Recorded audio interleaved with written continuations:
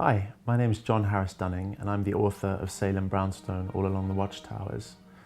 The book came from another idea I actually had for another comic book, and the idea for it was to be the comic book that people inside my story were reading. And I think that explains why the Salem Brownstone is quite mannered in many ways. The name would indicate that it's American as well, I guess. Salem Brownstone. Obviously Salem is named after the witch burnings, and Brownstone after those mansions, those old mansions in New York, like in Harlem.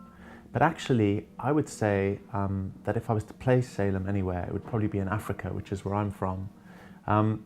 And just to kind of mix things up even further, I've lived in Hampstead in North London for about 14 years now.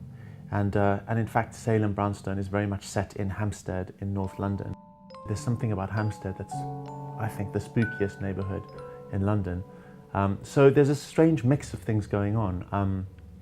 There is an African component, there's an American component, as I say the name, and then basically it's really, the atmosphere is very much English. I think my biggest inspirations, style-wise, are maybe people like H.P. Lovecraft, the great weird tales writer from America.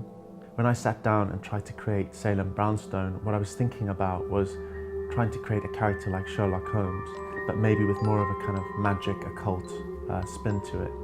It's quite stylized. The language is supposed to be quite Victorian, quite overblown, and I think people who get that really enjoy it. I think some people who don't get that it's supposed to be stylized sort of think, well, why is it so overwritten? But it's supposed to be funny, so I hope you find it funny as readers.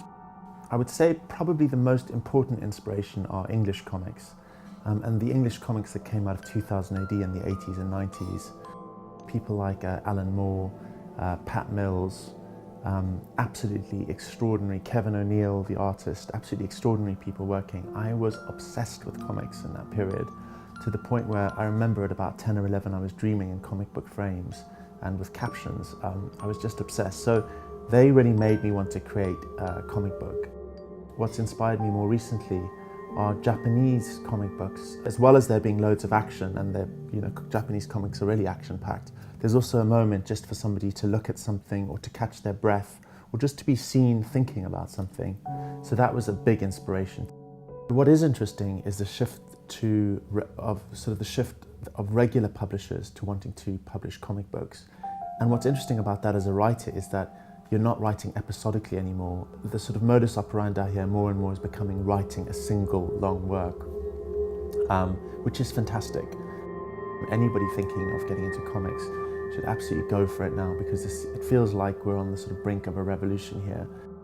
When you write a story, I think if you're writing a really good story, it's just heartfelt and you're not over-analysing what you're writing, and you're just letting it flow. And with Salem, this was definitely the case.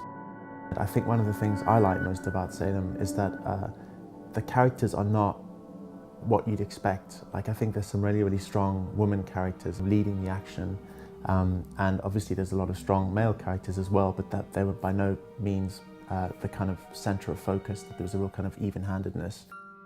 Walker Books, who published us, were hugely supportive. They were much happier to take chances, and they did structurally, and for that I really appreciate that about them.